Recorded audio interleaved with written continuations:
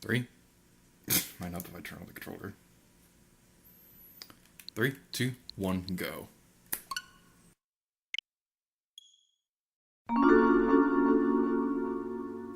Hey everybody, what's here to you, and welcome back to Let's Play Splatoon 2. In the previous episode, we began our adventures through the Suction Cup lookout, and in today's episode, we're going to be continuing onward. And that's an exciting intro if I do say so myself. I'm a professional at these things. And that's professional, spelled with fresh. Stay fresh! So we're going to be going over here, and I believe level 6 is going to be right here. Yep, yes it is. It's like I practiced for these levels. That's going to be super amazing. Let's go into Octozeppelin Invasion. Time to set sail. Here we go. Off the rails. I don't know the lyrics. And now we have another Sheldon request. Can I just say, every time I see his name, I think of that scene in SpongeBob SquarePants when they find out that Plankton's first name is Sheldon, and Karen can't stop laughing at him. I always love that part. But anyway, this is the Splat Charger, the sniper-based weapon of the game. And over there is a grappling. If you shoot ink at it, you'll be able to teleport over there. So that's something that's going to be pretty well worth mentioning if I do say so myself. And the thing I gotta say right now is, I'm not a really big fan of sniper weapons in this game. Not just because they're not that they're bad or anything like that. Like, I've seen some amazing things from snipers in this game. We've certainly seen some of them already in the online multiplayer segments of these videos. But I'm just not really good with them. Like, I've tried playing with sniper weapons before, but I'm not really good with them. I don't have the patience to wait for somebody to be my shot or anything like that. So, I do apologize, but I'm not going to be able to really offer any really good advice with the sniper weapon. Yeah, that's one thing that's kind of unfortunate with this. But what I will say is, this level does a really good job making you want to try a sniper weapon. Because it does a really good job teaching you the patience of lining up your shot correctly within a stressful amount of time and things like that. And also, this level is absolutely gorgeous, by the way. I love the lighting effect in this game, it's so gorgeous. But the grapplings are a really good way to teach you how best to observe your surroundings when using a sniper weapon. It's just really impressive. I normally really do not like sniper weapons, and I'll admit, my first playthrough of this game, I absolutely despised the fact that I had to use a sniper weapon to progress through the game.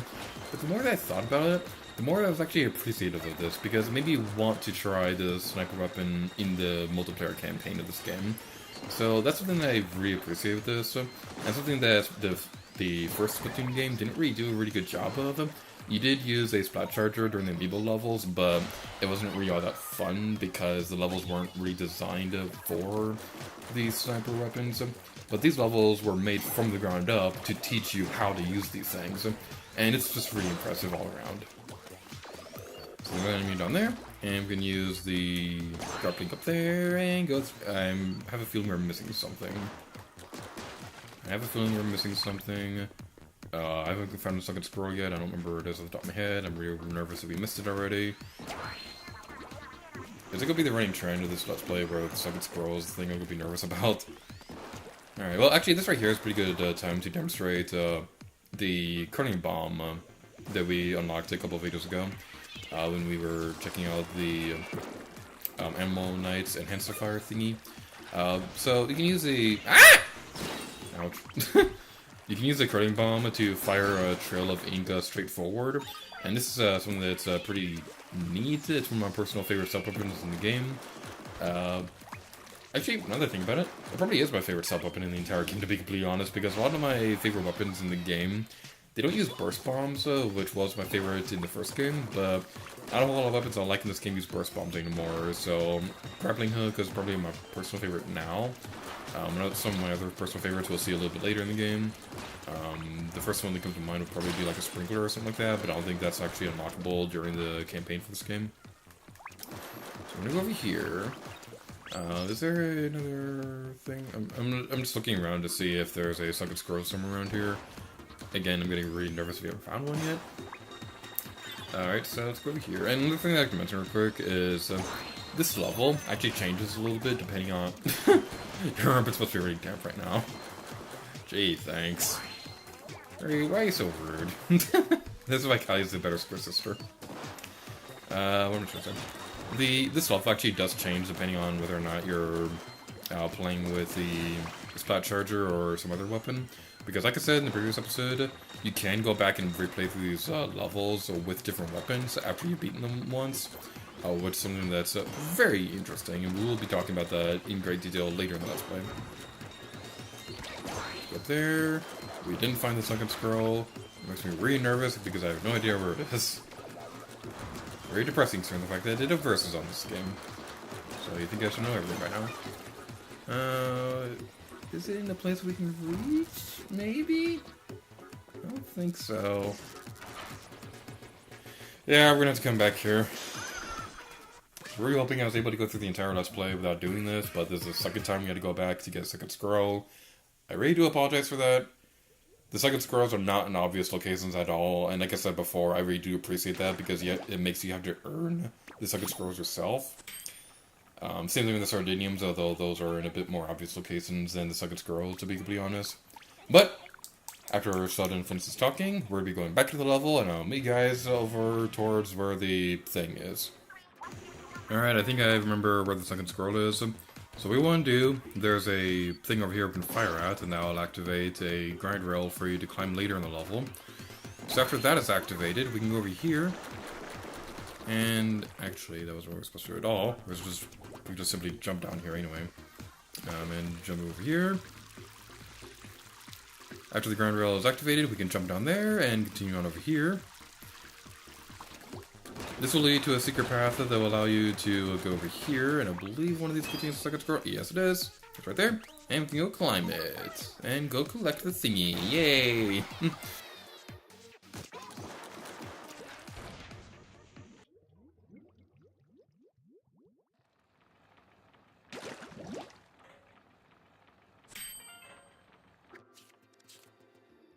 What could have happened to the two embracing? No matter how one loves, there are always different aims. Love can take great many forms, whatever the era.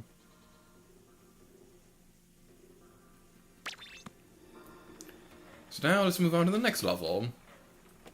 And one thing I gotta say, the first game had a really bad habit with this, where the levels were kind of in really weird and scattered places when you're trying to open them up in Octozeppelin Valley. Octozeppelin does a better job of it, but it's still a little bit weird, because level 7 is hidden between 5 and 6, and it's just a little bit weird, but it's not that big of a problem. It's kind of the charm of the single-player campaigns of the Splatoon games, to have your levels in kind of weird places. You have to go find yourself and things like that. It's pretty interesting. If not a little weird. I could really use some more detail on this weapon. Something smells fishy, and it's not my breath. What?! That's the biggest squeegee I've ever seen! It's an industrial-sized squeegee. That sucker can clean anything. The giant squeegee is indestructible, so try to get past it. And there's another line of dialogue that should have triggered where Marie says that don't get sanitized, but for whatever reason it didn't trigger right there. But anyway, this is a new... not necessarily enemy, because it doesn't actually... well, actually, the industrial-sized squeegees do hurt you, but these ones can't. But... you know how I said that I love the squeegees? Well... I absolutely adore the industrial-sized squeegees! They're just so adorable! I love the regular squeegee, and now there's a bigger squeegee! I just love this so much. They're so adorable. I love the squeegees. They're so cute. And now there's a bigger squeegee. I love this so much. I'm sure Marie had some amazing dialogue right there that I just completely skipped over because I was fanboying over the squeegees, but they're just so adorable. Don't go falling off because I'm invested you at this point. Deep fry those scraps, lickety split. You're staying on top of unsplattable ground, so I can't splat you and make you get stuck or anything like that. So that was rude. That was very rude. You killed the mood. How rude of you, Octarian. Octarian scum. Well, let's go over here. This squeegee is so cute and tiny and adorable. Is there a squeegee plushie? Because those would be amazing. Alright, so I believe somewhere down here... Nope. I'm thinking of something else. Alright, somewhere in this level, there's a second scroll that's in a bit of a jerkus enemy placement. Not jerkus enemy placement, jerkus location. That's what I was trying to say. I believe it's over here, so this way, I'm gonna go over here. And I remember this giving me trouble on the verses. I think it was that one. I don't remember off the top of my head anyway. But that's not important right now. The important part is we're going to be over here. And there's a giant squeegee. There it is. I did see the giant squeegee for a moment and I was sad because I just love the giant squeegees. In case you couldn't tell already. They're just so adorable. Oh, I just love them so much.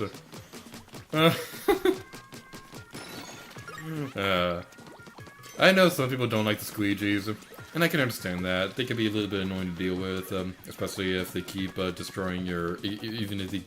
Especially considering the fact that they keep cleaning up your ink and things like that. They're just so adorable. How can you not like them? Alright, one thing that I'd really love to see would be a squeegee sub-weapon. Because it'd be really cool if you could, like, toss a squeegee out into the battlefield and they'd clean up the enemy's ink. That would be really cool. I'd really love if they did that someday. So, going back to the gameplay aspects of this, in the Industrial Squeegee, and not really going over their adorableness that much, one thing I can recommend about the... Aww, Agent 4, you're my hero. Aw, thank you, Marie. The Industrial Side Squeegee, as much as I love them, they can be a little bit difficult to control. Because they have very much their own AI, and they kind of do whatever they want when it comes to cleaning up the ink. So be careful with your ink placement, because it's going to be pretty hard to keep for the Industrial Squeegee to know what you want it to do if you're spreading ink everywhere and you're not being all that careful for placing it. Alright, let's get that door open. Let's go over here, open up this box with the Sardinia, and Curling Bomb, why not? Looks like there's something in the other side of the door. Run! That was anticlimactic. Alright, so one thing I can recommend, have the squeegee go off on one side of the platform so they won't bother you and fill up the entire area. So you can just simply walk around it, it's not that big of a problem. If it was a narrower platform, then we'd have problems. But thankfully it's not, because the Industrial Squeegee isn't jerkers enough to cover the entire platform.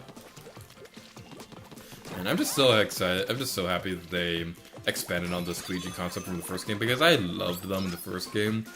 And I'm just so excited they expand upon the idea in this one. It's just, it just makes me so happy. Alright, we go over here, use the key to open the thing. Go, my pet, and do my bidding! I was talking to the giant squeegee. I forgot you said that. That was hilarious. Alright. I know I say a lot. I know I say this a lot, that Callie's my favorite squid sister of the two. But Marie really does have some amazing dialogue in the single-player campaign. I always did like Marie, even if I thought Callie was a better squid sister, but Marie is still a really great character. Let's go over here, take you out, and I see the end goal in sight. Go over here. Snake attack! Yay! Nice work, Squeegee. You did okay too, Agent 4. Now go for the Zapfish. Can I have a Squeegee as a pet? That'd be the most adorable thing ever. It'd be like a cat. It'd be like a cat, but it's a robot. Actually, they kind of do look like cats. They even have the whiskers and everything. That's kind of adorable. Many travelers find themselves in Inkopolis Square at some point in their journey. Youth from far-flung seas gather in this colorful hub of comings, goings, meetings, and farewells. So now, if you want to switch weapons and press the plus buttons, that's pretty nice. But I'm going to meet you guys back in the magical land of alternate save files, so let's go!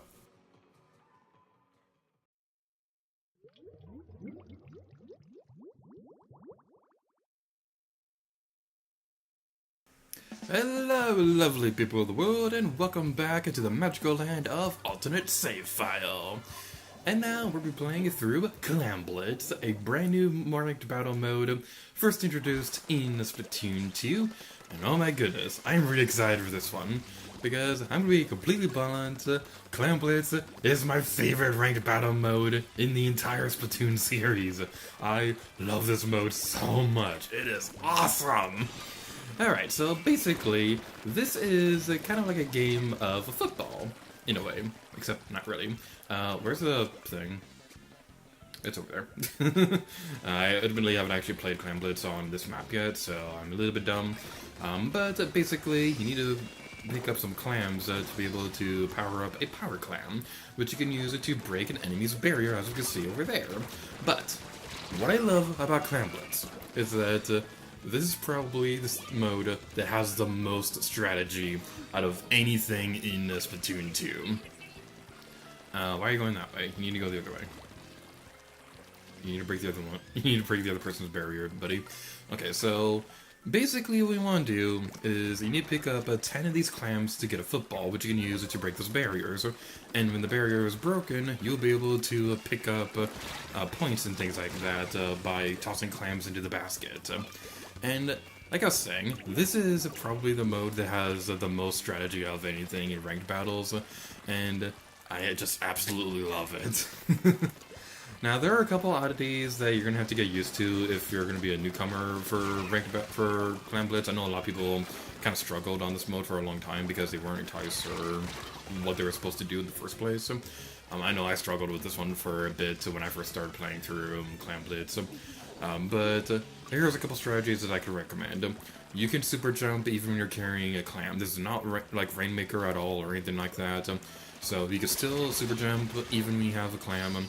So if somebody has a football or something like that, then you can have somebody else go over to the basket, super jump over to them, and then break it. You can also use your special weapons while you're holding on to a clam as well, while you're holding on to the power football thingies. I know they have official names, but I'm too lame to use them, so I'm just gonna be calling them whatever I feel like.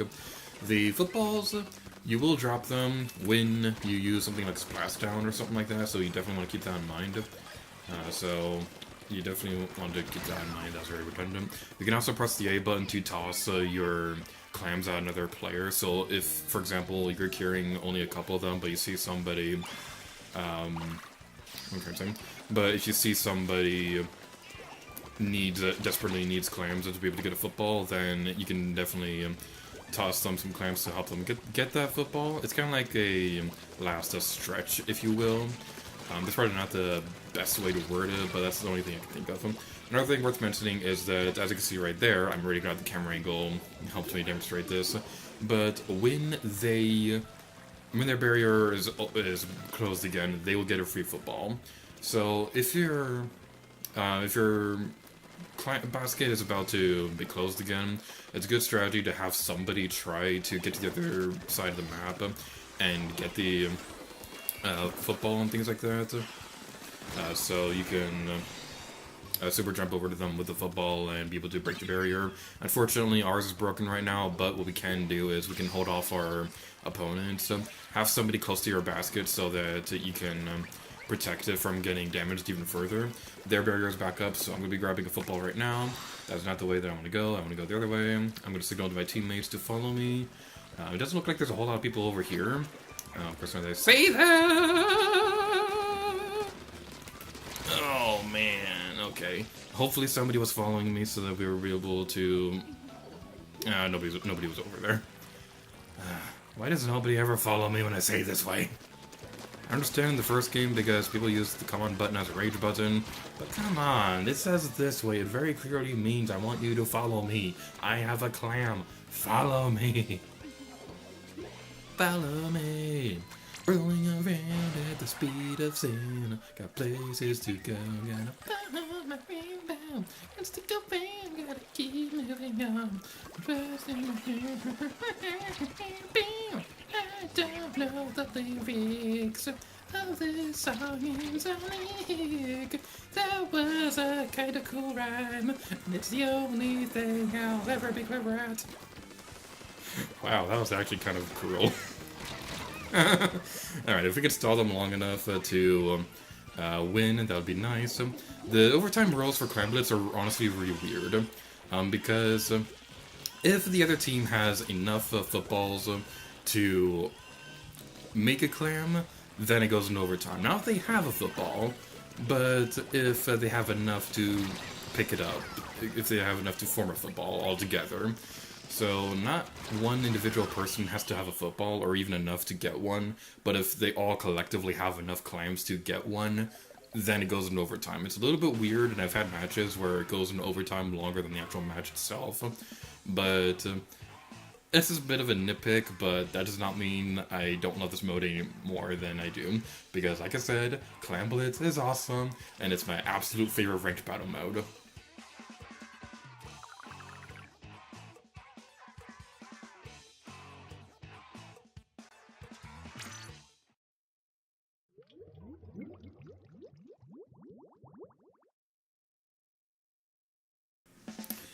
Alright then, now we'll be playing it through Murray Towers. And if you saw my Let's Play of the first Splatoon, you should know that this is my absolute favorite stage in the Splatoon series!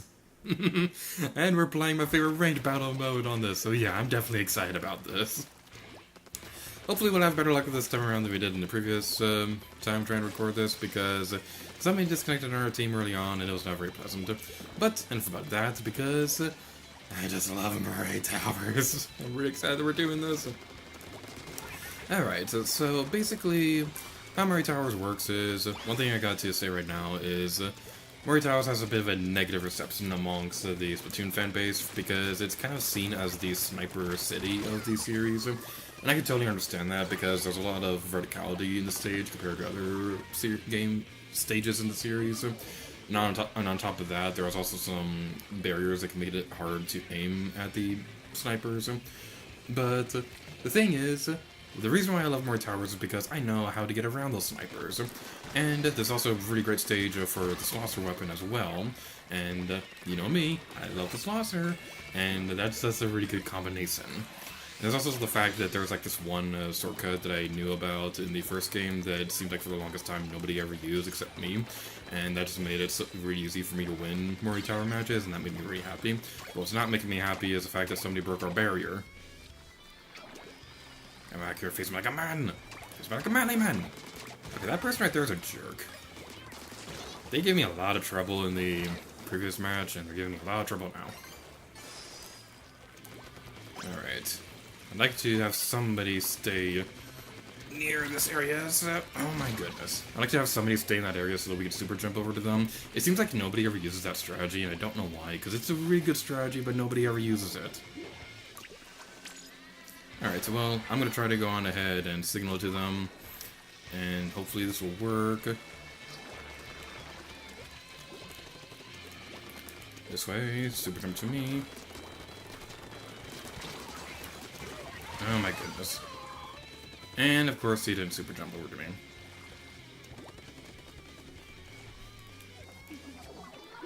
Well, oh, they did. Okay, I'm happy with that. Can I get the wall, please? Okay, we've taken the lead, that's a good thing. Not for those people, but it's for me. Okay, why do I keep dying every time I use a splashdown? I'm legitimately really confused about that, because I don't know what I'm doing wrong. I'm using the splashdown the same way that I always use it, and I'm probably using it... Sorry for coughing, but that person just fell off a cliff when they had the football. Ah, that brings me much happiness. That brings me so much happiness. It is amazing. And they exploded. Alright. Come on, come on, come on. Alright. Well, we're still in the lead. That's a good thing. And our penalty is gone. So next time we open the thing up, we'll be able to conquer the world with our army of awesomeness.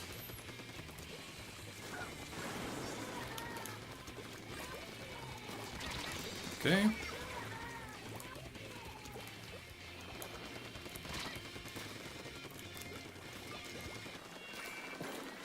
Okay, I'm gonna get away from them because they're kind of making me nervous.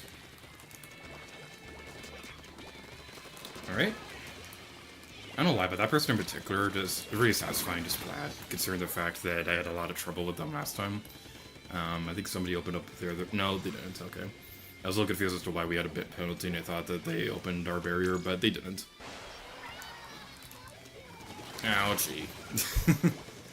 Okay, if we can only stall them, that'll be nice. I feel like that's a running trend I have in all my Splatoon projects. So, let's get over here. Come on, come on, come on. Alright. This person right there.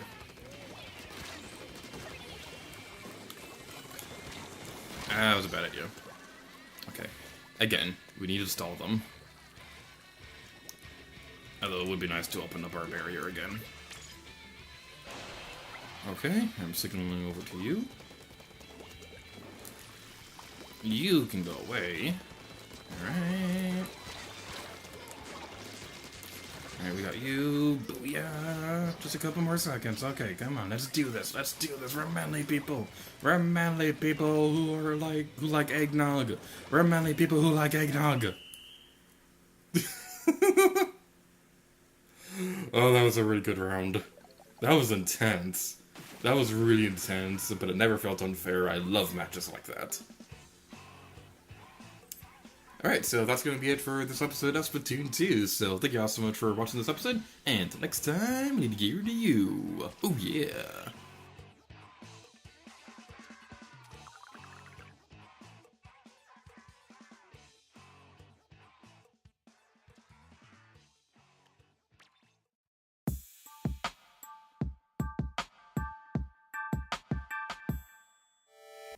The final Splatfest rocketed the Squid Sisters to new heights of popularity. Callie and Marie went from mere Inkopolis idols to the biggest stars in Inkling society, seemingly overnight. Their days became filled from dawn to dusk with the duties of this newfound fame. Callie and Marie still lived in the first apartment they rented upon moving to Inkopolis. It had all happened naturally when they'd first arrived. Being roommates made adjusting to city life easier, and besides, the two had been inseparable since they were young. But even after their finances had stabilized and they'd gotten used to the bustle of Inkopolis, they never gave a thought to living apart. They were always together, both at work and at play. After releasing their first solo recordings though, their work began to take them down a separate paths more frequently. Callie, true to her outgoing nature, began to make guest appearances on variety shows. Filming would often continue late into the night, and many days she didn't return home at all. Mary received a critical praise for her recording of Tide Goes Out, and became a frequent guest on music shows, in addition to performing live concerts on her own. Up to this point, whether heading out for the day or coming home at night, the two had always been together. Now though, their different schedules meant they didn't see each other as often, even on their days off. They spent more and more time apart with each passing day.